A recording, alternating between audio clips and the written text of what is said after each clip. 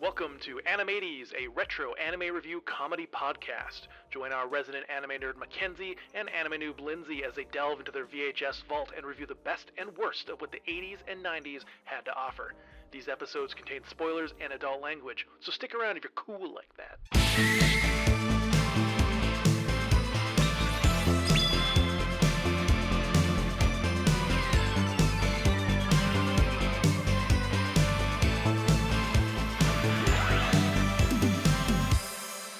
Hello and welcome, my little Valentines, to a very special romantic episode of Animates. I'm your adorable cutesy host, Lindsay, here with my dapper and handsome co-host, Mackenzie. Hello, yes. Ooh, yes, hello. It's our Valentine's Day episode, so thanks for being with us. This week is my choice. I thought I would go for a man who we both love as a storyteller and his incredible studio because, we haven't done him yet on the podcast. And I thought, what better time than for Valentine's Day? We are going to be doing a Studio Ghibli film and we're getting some Hayao Miyazaki on this podcast. I'm racking my brain thinking of what of his stuff is Valentine's Day like, but I can't think of anything. Oh, but it's one of those things, isn't it, where you're like on the spot and they're like, what's your favorite movie? And you're like, what's a movie? I just can't think of anything of his that's like Valentine's Day. It's like a romance drama one that I picked. It's based on a manga called Mimi o Sumasiba and was originally created by Aohiragi. Again, I'm so sorry for my pronunciation. All respect to the artists. This week we are going to watch 1995's Whisper of the Heart. This was the highest grossing Japanese film on the domestic market in 1994. And it made 1.85 billion yen in distribution income and grossed 3.15 billion in total box office revenue. So that's pretty impressive. Have you seen this one before, Mackenzie? You know what's really funny? This is the only one me. I don't think I've ever seen. Really? Yeah. That's hilarious. When you questioned me like weeks ago, when you're like, could we ever do Ghibli on this? And I was like, I've pretty much seen every Ghibli movie, so good luck picking one I haven't seen. No, I haven't seen Whisper of the Heart. Woo, I pulled it off, everybody. Oh man, that makes me happy. Things I've watched, I've been like, okay, obviously Howl's has a love story. I know, I wanted to do Howl, but it's 2004. Princess Mononoke has a love story. Spirited Away has a bit of a love story in there. But I was like, I don't really see them as Valentine's Day. So I guess I can't be a judge of if this one is a Valentine's Day sort of story. And I guess I shouldn't say the other ones aren't Valentine's Day either, because love stories are love stories. So my bad. But I've never seen this one. So for all I know, it is chock full of even more love than the other ones. I would say it's not exactly like your stereotypical love movie. There's romance in it, and it is kind of like a motivation behind the main character's actions and stuff like that. But it's not your stereotypical like chick flick, whatever kind of story. So yeah, it's basically it follows this 14-year-old girl named Shizuku Tsukishima, and she's a junior high student. And she, do you like that pronunciation? I love when I'm editing this. And there's like 8 different tries for pronunciation on stuff. Wakaba. I'm really glad I left that entire interaction in. Oh my gosh. I'm so sorry, Just Japanese breaking people. down. I'm like, all right, sound it out. All right, sorry. Who's this girl? Her name is Shizuku. She's 14. She's a junior high student. And she keeps finding out like all these books because she's a writer and she loves reading. And she kind of discovers that all these books that she's checked out has been previously checked out all by the same name. Oh, it's like a little meet cute. Yeah. And so she like tracks down this person. She finds this boy who like annoys her and teases her about Concrete Roads, which is like based on the song Take Me Home Country Roads, Okay. But they like develop this kind of like cute little relationship and stuff like that. And there's like a cat in it, which you'll love. I think it's a really cute movie, and I'm really excited for you to watch it. I'm still crazily surprised that you had one I haven't seen. There was a few I hadn't seen up until a month ago, and a friend of mine was like, finish this shit. So I finished a few that I hadn't seen of Ghibli stuff. And then this is literally the last one. Amazing. Oh my gosh. What is your favorite Ghibli film? Oh, that's a rough question. I know you just earlier literally were like, when you're asked your favorite show, and you're like, I mean, it's gonna sound like a cop out, but it's always the top three, which is like Mononoke, Howl, and Spirited. Oh, okay. Probably Howl's. Yeah, I would say Howl's my favorite as well.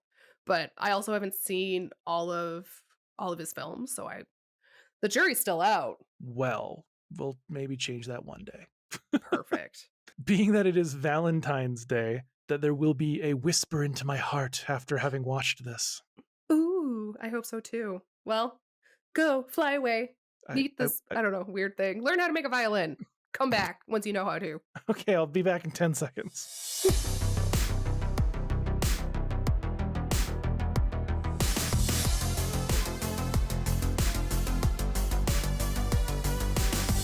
Well, welcome back, my little Valentines. How'd you find that, Mackenzie? You know, it's so fitting that you chose a Ghibli film this week, because every Friday this month I'm seeing a different Ghibli film in theaters. Oh, So yeah. it's very fitting for my current watch schedule. I just all the saw Miyazaki. I just saw Spirited Away, and That must have been then so good. it was great. It was also in Japanese, which is the first time I've actually seen it in Japanese, so that was fun. And then I'm seeing next, I think I'm seeing Howl's, and then Princess Mononoke. Oh my gosh, I love Howl's. Like, Howl's is one of those movies that if you can see it on a big screen, watch it on a big screen, because there's so many beautiful details that you don't get like when you just watch it on your TV at home. It's amazing on the big screen. It was Mhm. fantastic seeing Spirited Away. 'Cause Spirited Away is so gorgeous too. Oh, So beautiful. that was pretty cool. And like I love Ghibli. Mhm. There is a certain magic behind Ghibli films, especially Miyazaki ones, that you just don't get with other studios. And like, aside from the amazing writing, sound design, voice acting, you also get this like strangely precise and well thought out animation. Like, nothing's missed. Normal things that like little movements of the hand, or like efforts to like get out of bed or something, are never simplified. It's the full struggle that some of us have when we're getting out of bed. Absolutely. I was thinking about that too when watching this film. Like, just every single book in the background is drawn. Like, Yep. each individual book. There's no like faking it or whatever. Like, just the attention to detail in these films are Yeah.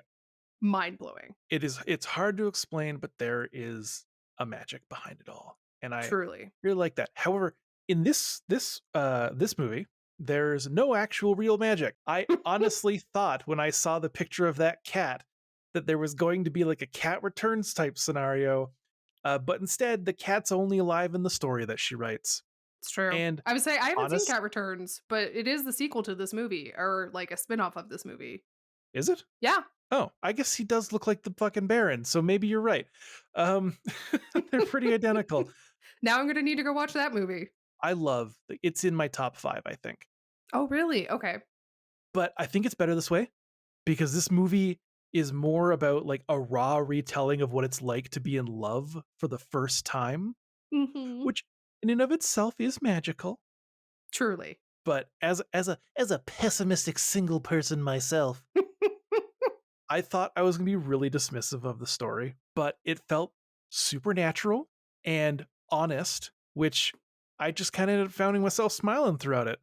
Suma Seba and Miyazaki really put together an amazing little love story across their two different mediums, the book and the animation. But it's not just a love story. No. It's a story of personal growth and coming of age, a story of learning to accept one's flaws and find a way to polish them into something beautiful. And that it's not gonna just happen. It takes a lot of hard work, and there's a lot of stages that you need to go through. Yeah, and I really like the metaphor they use with that, which I kind of get into later, but like the polishing of a geode. Yeah. I really love the characters in this. Like, I'll get kind of more to her family later, but I really like her parents and her sister. Her father's a librarian, her mother's finishing her master's degree. Her best friend Yuko's outspoken and quite grumpy at times, but I still liked her, a little bit whiny. The shopkeeper slash grandfather is the kind of old man that everyone needs in their life. Oh, absolutely.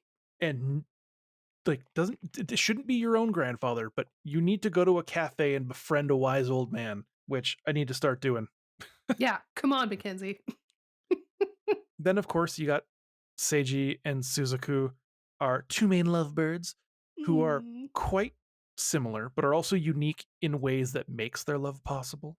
Mhm. I'd say that they're, like, unique in their own separate ways, but when they come together, like, they blend really nicely and become like, Yep, their two individual personalities blend nicely to become one. exactly. And then of course the most important character, Are you who gonna is say the cat? Moon the cat, How did I know that? who, as with all Ghibli cats, has just as much personality as the human cast without ever saying a word. Oh, I completely So, agree. I loved it. Moon was and, so good. and he's like, yeah, I think they name him Moon because he's as round as the moon. And he's a tubby little kitty. Oh, I love tubby little kitties. But yeah, no, I love Moon. Give me some with a cat, and I'm here for it. This one had 2 So cats, technically 3. technically three. One of them in a girl's mind. But Yeah, let's break down what I watched this week. I would love that. Starting with the intro, where I was definitely not expecting Country Roads as the intro song. By Olivia Newton-John. And like it works, Oh, oddly. absolutely. Yeah. It's like set to this backdrop of the city, people, trains, residential streets. And like Yeah, some Gi- really beautiful establishing shots of the city. yeah, and Ghibli and a lot of older anime in general has this way of making cities just look amazing. Like it feels nostalgic. Mhm. Like I just see like a simple overpass, and for some reason when it's like an older animated, especially Ghibli film, I'm just like, oh, the overpass. Remember the good old days with the overpass? And yeah, Yep, it's just an overpass. I don't know why But what it Ghibli is, just but has a way of adding that magic. it just feels super good. And so we kind of get that little bit of an intro, and then we come into, I broke this down into acts. Okay. So act 1, Shizuku comes home from getting milk and is chastised for getting a paper or a plastic bag by her super depressed sounding mom, who's not actually depressed. Yeah. She just sounds it. Mhm. I was and like, then still her and her- relevant today. yeah. And then her and her father bond over the fact that they both don't want the library to go digital because they prefer the card catalog. I know, which is wild. Oh my gosh.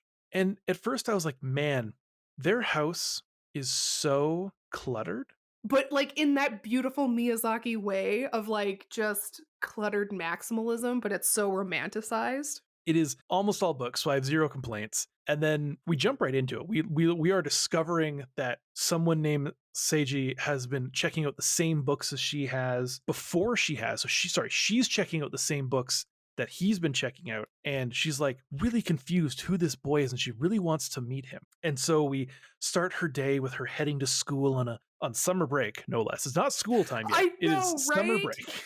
Oh man. She's like, I'm gonna read 20 books over the summer. And I was like, That's nope. a lot of books. I don't And even think I've read 20 books in a year.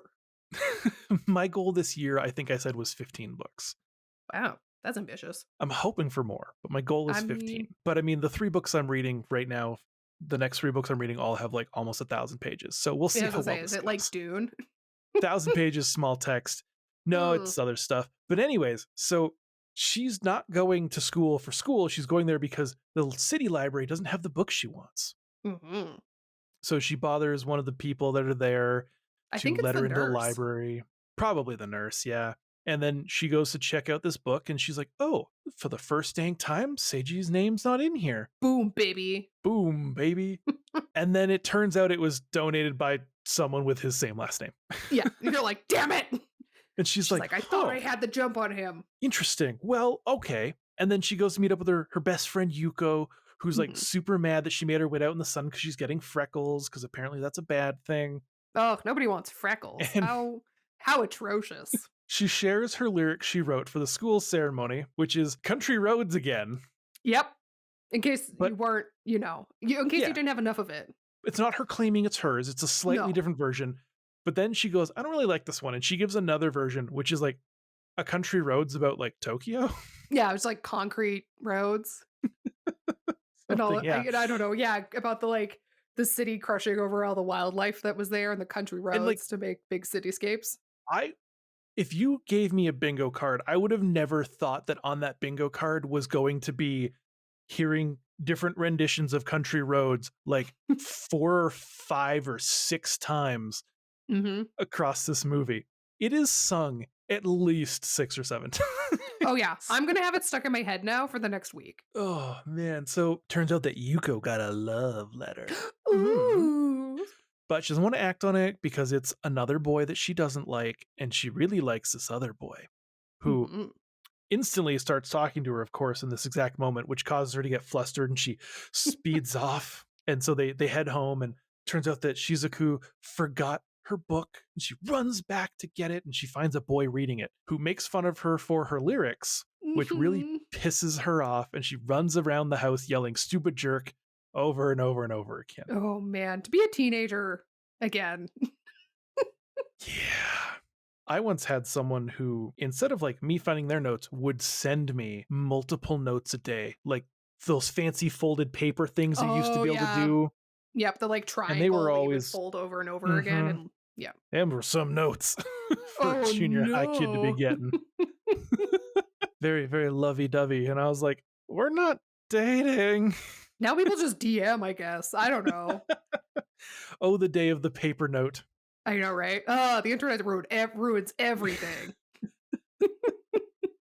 So it's now the next day, and Shizuku is going to go mail a letter, which is also apparently a love letter that her sister is sending to someone. She gets on a train, and there's a cat on the train. This feels very you, this next part. I love that she talks to the cat like it's a human while it's on the train. Where are you going? What are you up to? Oh, you don't want to talk? You in a grumpy mood? It is very me.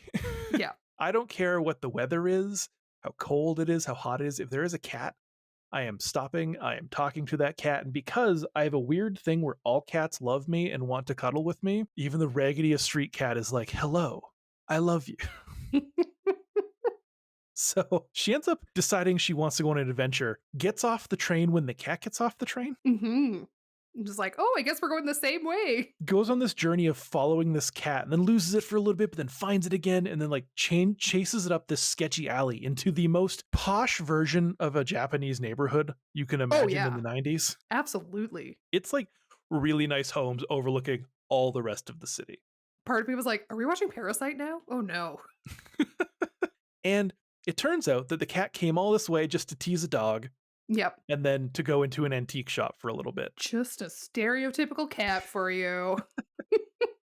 And it turns out that this shop is stunning.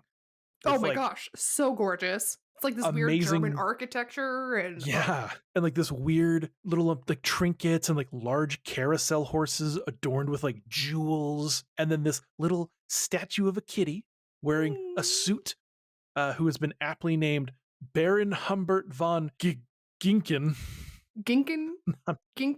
It's something like that. I'm just going to call him Baron for the rest of the time. Yeah, just call him the Baron. And she meets the store's owner, who's this like old man who has this fantastical clock. Oh my gosh. That he just finished clock. fixing, and he turns it on for her so she can watch.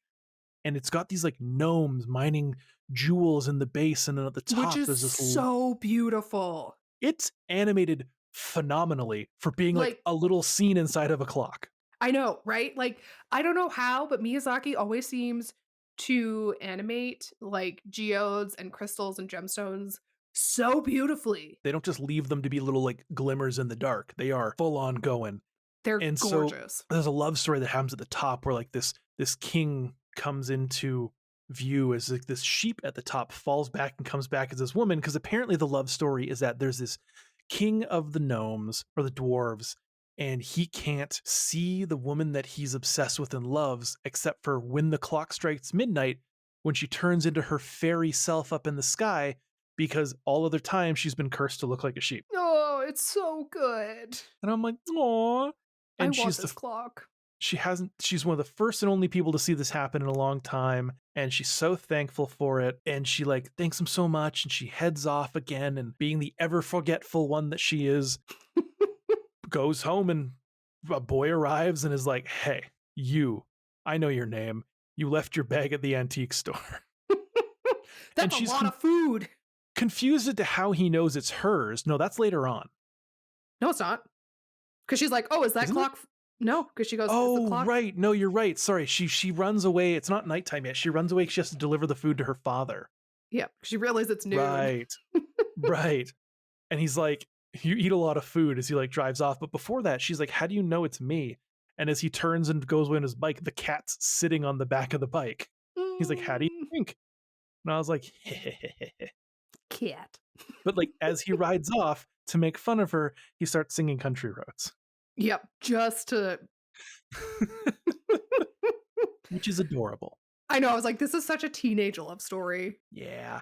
And so she drops off her father's lunch and then goes to check out. And also her dad's like, hey, do you want to stay for and eat with me? And she's like, no, I have books to check out.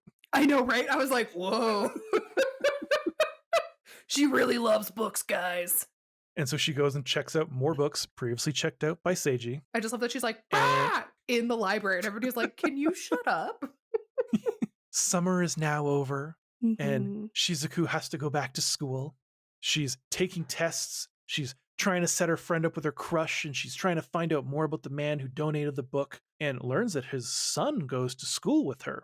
And then she freaks out because she starts worrying it's the boy that she met prior. And she really doesn't want it to be him. And her friends are picking on her, being like, ooh, you're in love with him. That's why you don't want it to be him.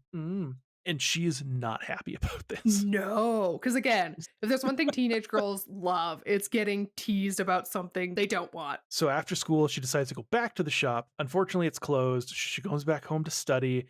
And this scene is amazing. You might not think it is. It's just her sitting studying. This scene is amazing because it's actually the inspiration for something known as the lo-fi girl. Oh my gosh, I love the lo-fi girl. Originally, he used the gif of her studying from Whisper of the Heart for his videos until he started getting popular. And then they were like, oh, I say he, I'm not actually sure. I'm going to say they. I think it was a he. They go, oh, I'm getting popular. I should make my own animation. So they did. But the second I saw that, I was like, hold the fucking phone.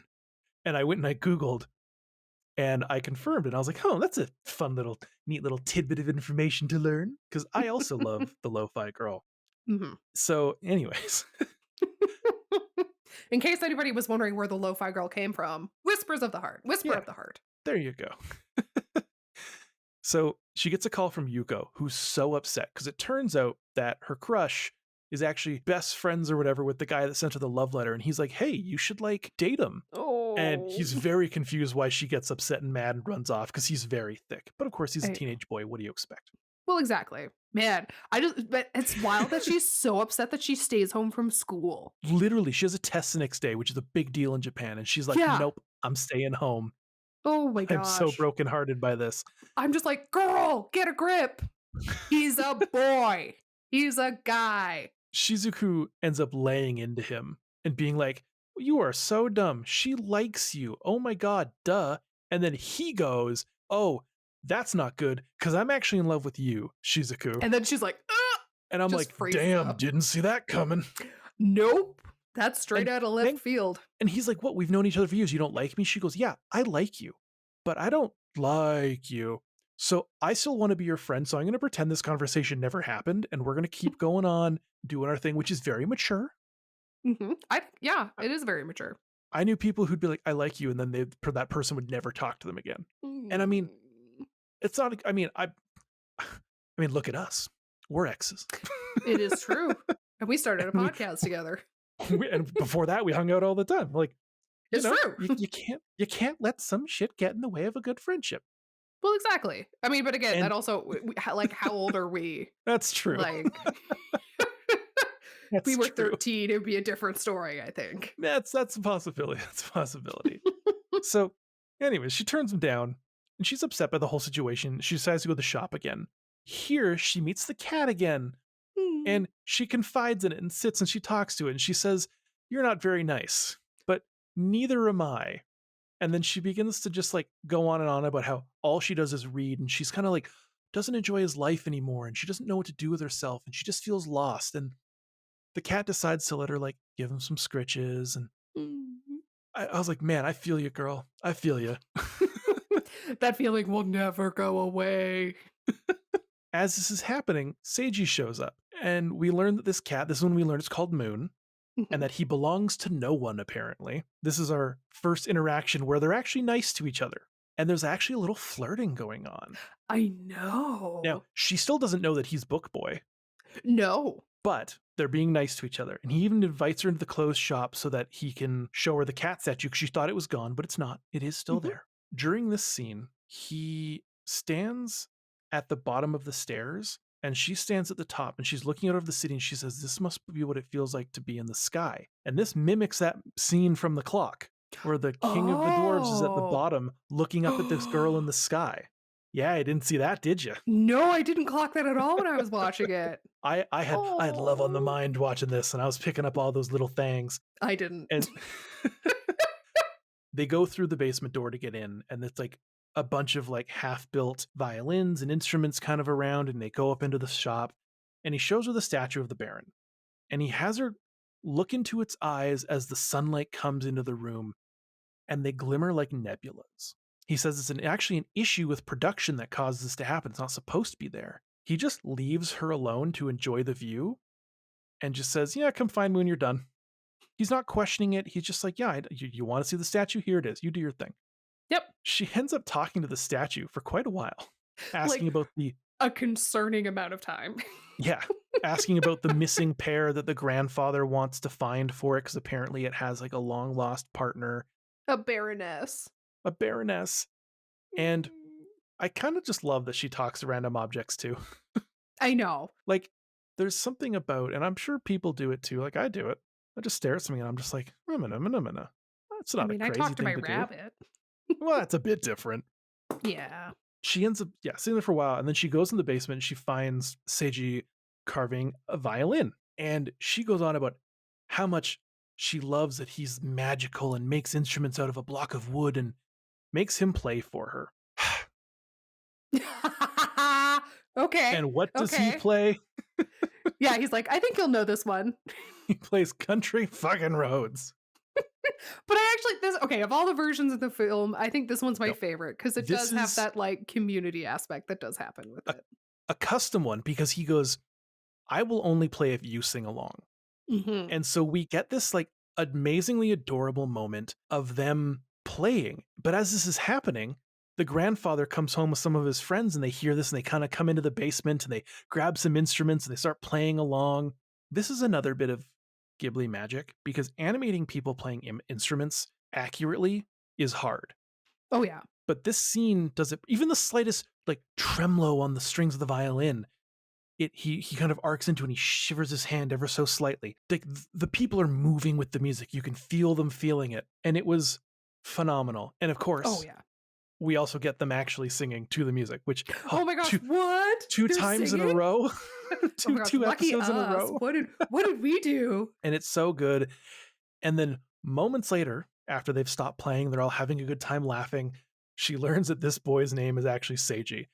And she gets so mad at this. Why didn't you tell me my name? You never asked it. Well, you know my name. You told it to me. Like, and she gets so mad about this. And the grandpa's just sitting there smiling, because he's like, oh, young love. Children. And she's like complaining that she never gets her fairy tale ending, and she was hoping that Seiji would end up being like a really nice boy, not like him. And honestly, Yeah. he hasn't even been that much of a dick, though.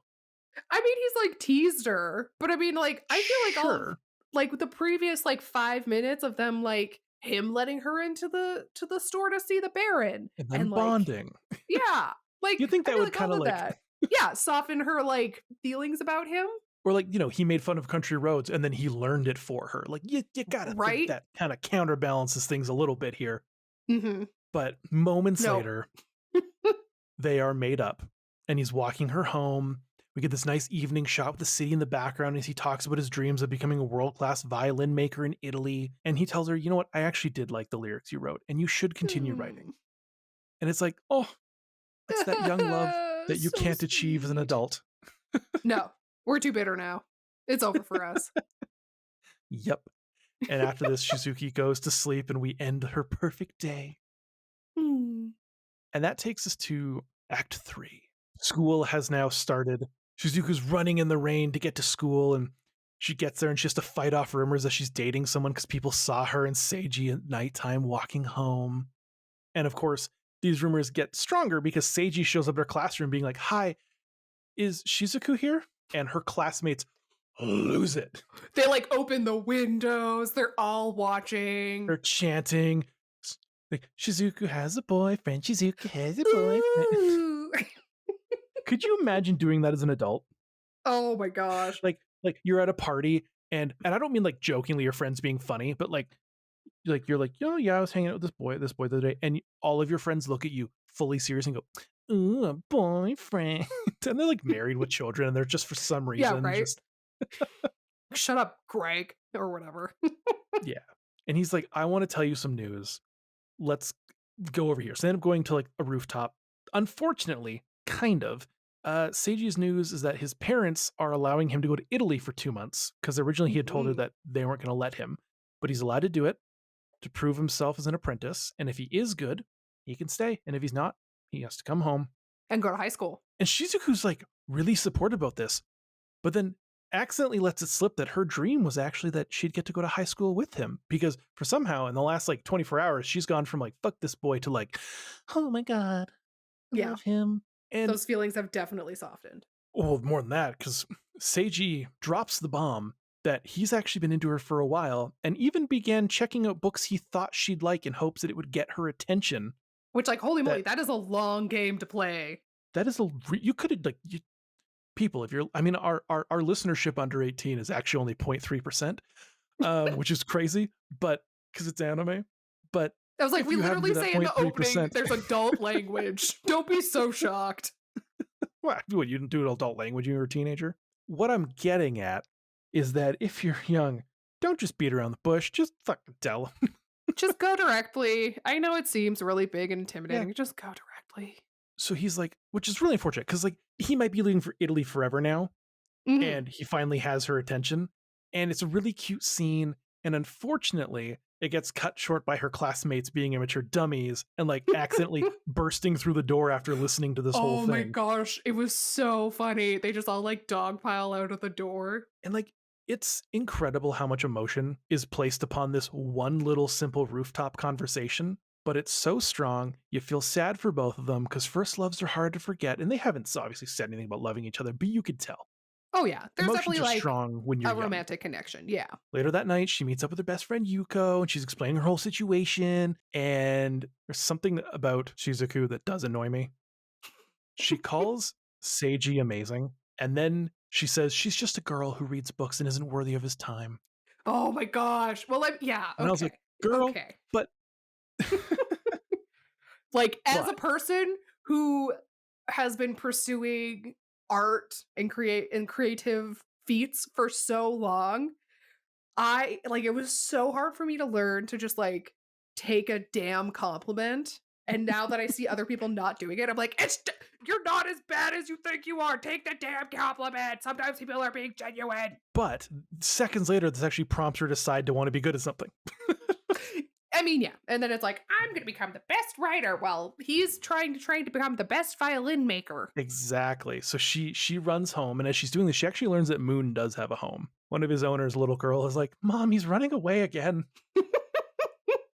Because Moon don't give a fuck. No, Moon has shit to do. Yeah. This is where she begins to write her book. She titles it Whisper of the Heart. Roll credits. Yeah, exactly. Roll credits. And she decides to write it about the Baron, and even asks the shopkeeper for permission. I thought that was so cute. He gladly accepts. However, on one condition, is that he gets to read it. She's like, oh, but it's going to suck. I don't want you to read it. And so he like goes and pulls out a geode from a cabinet as a metaphor and explains and uses it like being an artist and growing and needing to like hone your craft. And it comforts her, just being like, hey, look at this rough stone. It looks pretty, but the actual important parts are the little pieces inside that are actually emeralds. and you need to slowly extract those and craft them and shape them and shine them. It's a nice little metaphor. Mm-hmm. She begins to think about her novel, and this is where we get our first glimpse of the Baron being a real life character in this, and I this is an understatement, incredible scene. Oh, 100%. Stunning visuals of a fantasy world ripe with color and imagination. Like, we've got Oh, floating cities, impossibly cut clouds, just like stunning. phenomenal, Stunning. stunning. Like, they're on the grass and every blade of grass is animated as they jump into the sky and ride the air currents through this Ugh. world. Yeah, and the name of the artist who did this was Naohisa Inu? Again, I'm hoping I'm pronouncing that right. He did the whole flying scene, and it's incredible. Like, The it's a literal work of art. the backgrounds are just like, oh, I have more on the backgrounds. I don't want to see them again, but they're just, oh, so good. Oh my gosh, and And again, beautiful geodes, beautiful crystals, beautiful mhm. gemstones. And I then all of a want it. sudden we cut back to her in a library researching nature, folklore, cats, and more for her story. And her dad like looks over and sees her in like In the nonfiction, nonfiction section. and He's is like, what the shocked. hell's going on? Cool. I've never seen her read something that wasn't a fantasy. She's doing this, and then she's like so into it when she finally looks up hours later. Seiji is sitting in the library across from her. But Just like didn't even notice him. he's like, hey, I want to hang out. She goes, okay. And he goes, no, no, no. Don't stop what you're doing yet. Wait until you're finished. And he just hangs out reading with her as she finishes quietly researching. Mm. This is like the night before he's supposed to leave to go to Italy. I was like, ooh, they're going to kiss. They didn't. He just kind of gives her a little handshake and then bikes off again. But this brings her back to the world of Baron, which is now even more stunning. Where they got these visuals of shops and city streets bathed in color. Like, the backgrounds are detailed without detail, if that makes Mhm. sense. Oh, They're these like absolutely.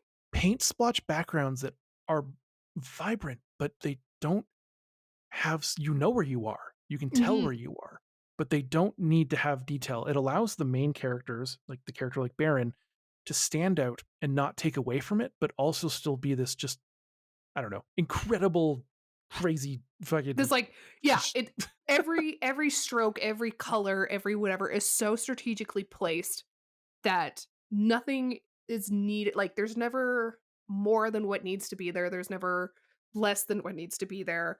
It's all just so precisely done and so beautiful that it's oh, it's just incredible. And yeah, yeah, it highlights the Baron and the Baroness and like focuses on them, but still makes it this fantastical environment that they yeah, exist in. exactly. We learned that these two cat statues were being made and they were granted by their creator the ability to love. And then one day, one of them is stolen. Mm. We jump back and it turns out we're back at her house and it turns out she's been doing nothing but writing and is even losing track Yeah. in class and at home. So much so that her mother has to go meet with her like teachers as her grades have gone to shit. Apparently, she has decided to follow in Seiji's tracks and not go to high school. Yeah. And her sister is pissed. Yeah, her sister is like, "Are you kidding me? No, go to high Losing her school, shit. finish school." Like, And she kind of is the disciplinary, like, figure tough of the love in household. this. Yeah. Oh yeah. But I Because do her like how father, yeah, I like how, like, the next part with her parents. yeah, her father decides to mediate the situation and is very calm. He sends the Mhm. sister away, he brings the mom in who just got home, and he just wants to know what's more important than her grades. And all she says is she has to finish her project so that she can feel good enough. And she's still not telling them what the project is, but her father says, look, I respect the work you're doing. Even if you won't share what it is, I respect it. And here's the thing, I love her parents. I know. They're so good. They tell her that they will let her do whatever it is she's doing, even if it hurts her grades, as long as she accepts the consequences without complaint if things do not work out for her. Mhm. Her mom even goes so far as to say, look, even you know, I want to go against the norm sometimes. Sometimes I want to rebel against what I'm supposed to be doing. And here's the thing, it's obviously scary to look at your like grade 9 daughter and be like, hey, all right, you think this is something you want to do? do it. And a lot of parents wouldn't do that. They would say, no, my house, my rules, you study constantly, you do nothing but that. But the problem is kids don't learn that way. Mm-hmm. And they definitely don't get life experiences that way. I had a 2-foot tall mohawk and leopard print pants. My family could have easily shut that down real quick. And of course they fought back a little bit, but like in the end, they just let me do it. And it really helped my creativity as a teenager. And it really helped me with my art and all this other stuff. And it's scary when your kid in grade 9 wants to come home with a purple mohawk and then grows it real big. But sometimes you just got to let that kind of stuff happen and let them learn for themselves. And Well, and the thing is, like, there's worse things your kid can do. oh, yeah. I think like like when I remember I had a teacher in junior high, and every time we'd go on a family vacation, I'd go to him and ask for homework to do while I was gone. And he's like, no, you don't need it. You're going to learn more in the real world than you will in my classroom. So, like, Exactly. Now, I'm glad they understand this, even if it hurts them and it makes them uncomfortable. The only rule they said that needs to be implemented if she's going to do this is that she has to keep coming to and eating dinner with them because they miss her eating dinner with them. which And I I'm like, also am like, that's such a damn, good deal. Oh, it's because it's such a so good deal. true. It's like studies have Mhm. shown how important eating dinner as a family is. It doesn't matter if it's at a table or at a TV. It just matters that you're You know, together. yeah, exactly. Because at my dad's house, we'd always eat at the table, unless it was like pizza night or something. My mom's house, we just eat on the couch and watch stuff. But we were still there. And I think that's the important part. Mhm. So after all this, she's writing her book and she cuts to a dream sequence now.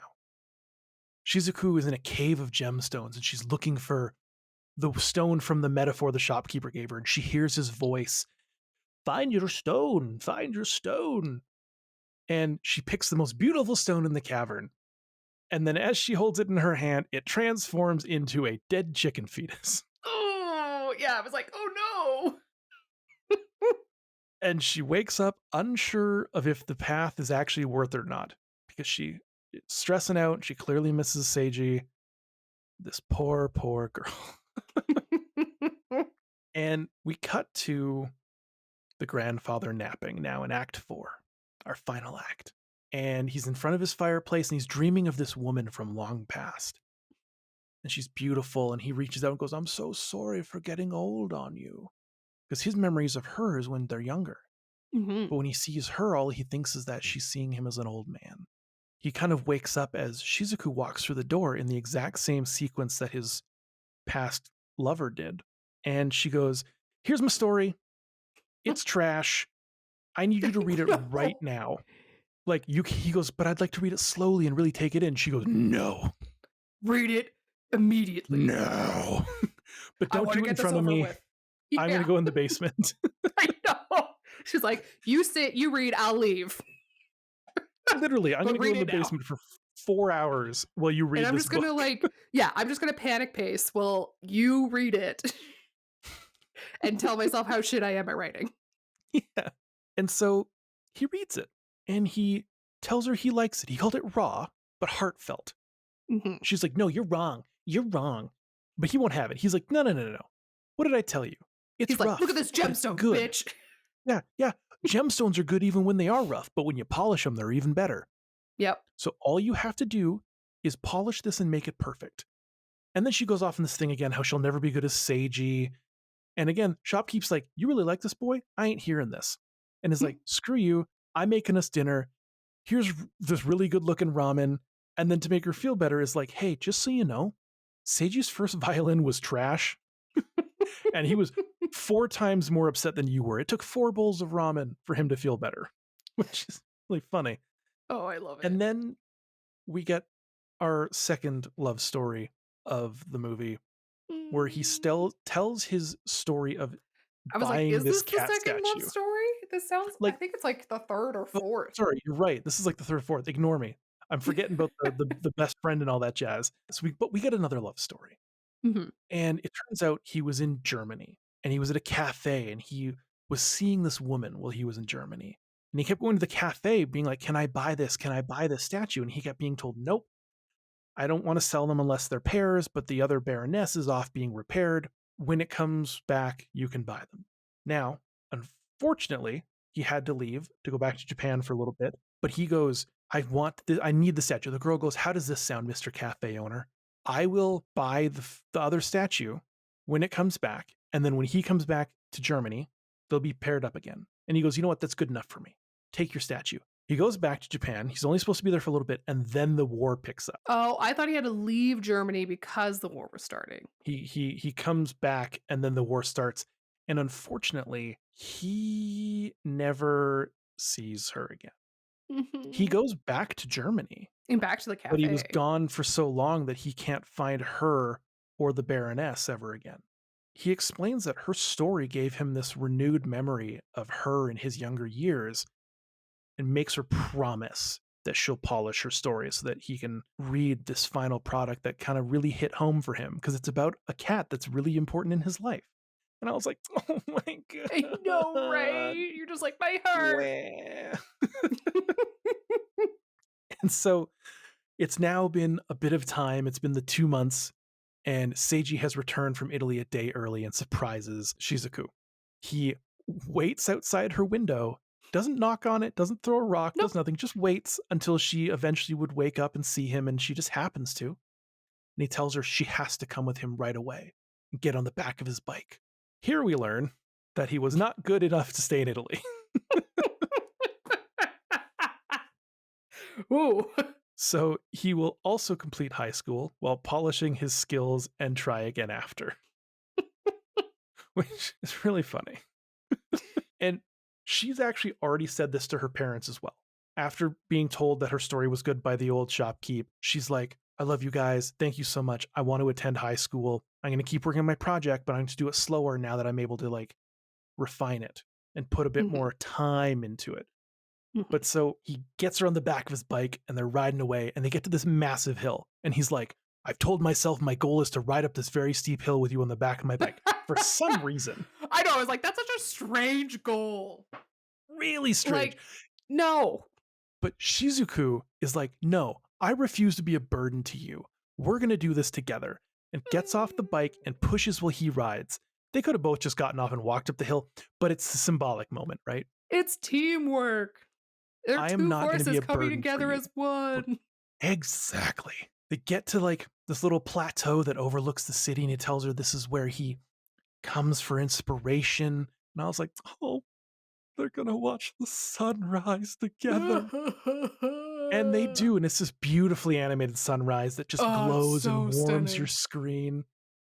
And he confesses that he's sorry he wasn't there to help encourage her writing. And she's like, nah, bitch, you were my inspiration.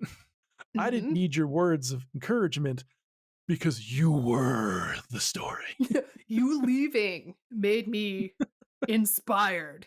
Then he drops a bomb of a question for junior high kids. Yeah. And especially because they're like, this is a very kind of fresh relationship. They've technically only hung out like less than 5 times. Yeah. But he's like, hey, do you ever see us getting married? I'll be a violin maker and you'll be a writer. She is like, you know what? Yes, I have. And he embraces her and tells her he loves her, and the credits roll. Yeah, they like share a coat in the wind and stuff. Something I really love about this last scene is that it's not set up to be overtly romantic. Even when he says he loves her, he's like, I love you. Like, it is so middle schooler telling someone they love them for the first time. It's so realistic. It's not just like, we embrace. The camera pans close to our faces in a zoom and like, I love you. You don't get any of that. It is like, I love you. Like, it's just, like, so blurted out, organic. just like, ah!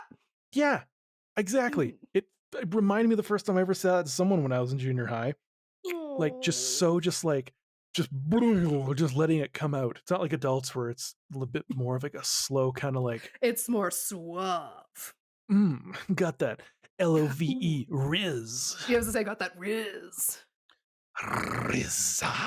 Oh, man.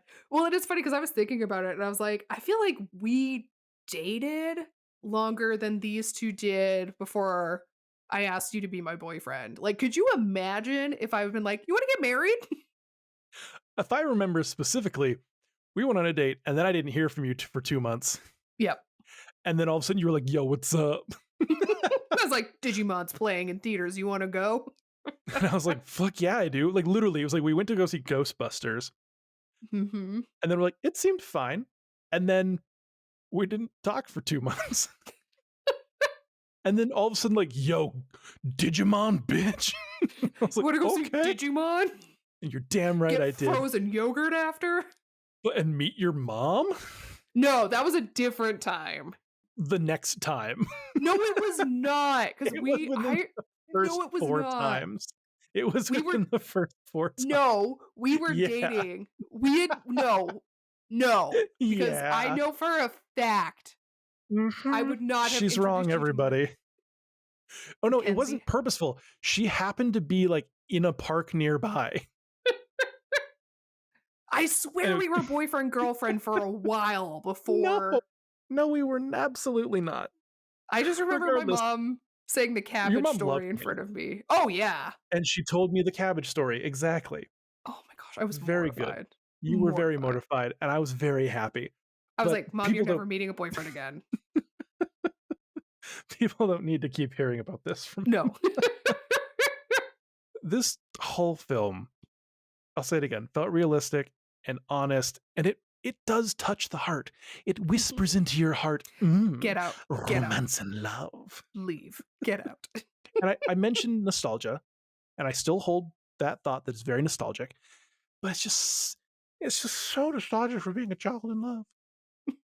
And it's like I mentioned this before, it's really only feeling you can get once, but it's a feeling that you can look back on and it feels good. And this movie really just like brings you back there. Mm-hmm. It gives you And the I know warm fuzzies.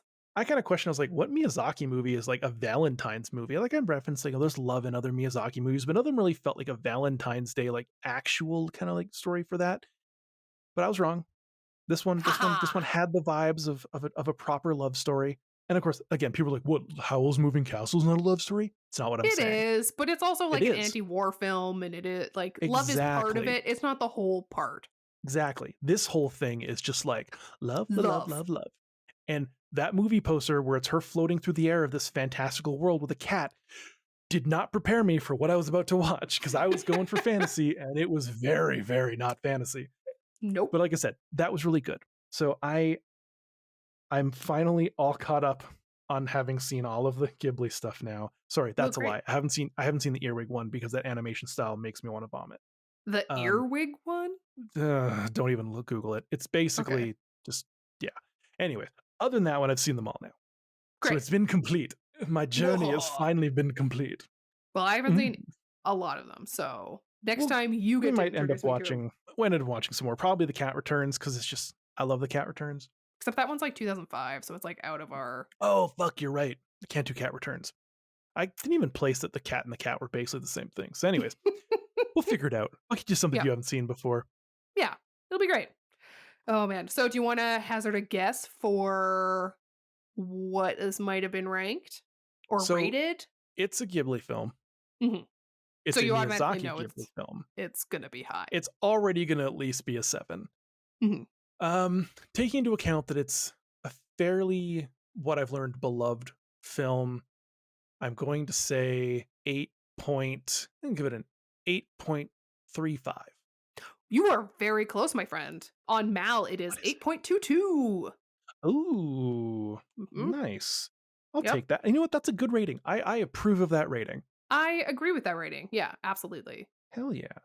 Woohoo. No, this was a comforting watch. It was It's definitely very a change comfortable from last week. Holy moly. Yes. This one, yeah, it's not going to emotionally traumatize you. And like the No. only feelings that you're going to like leave with it are like warm and fuzzy and not like Exactly. your Not brain is existential hurting. crisis. Yeah. So,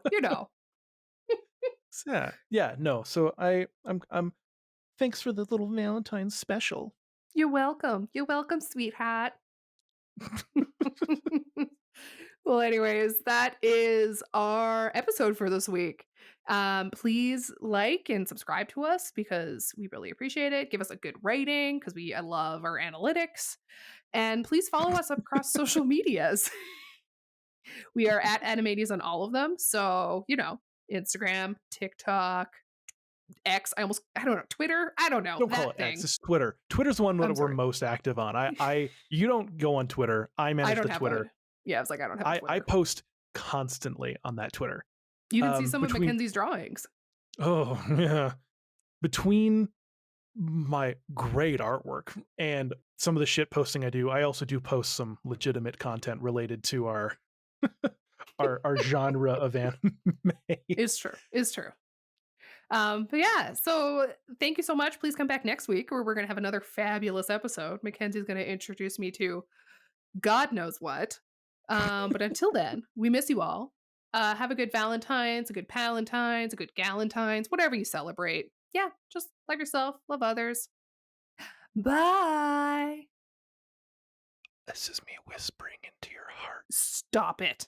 Love. No. Taking my headphones off.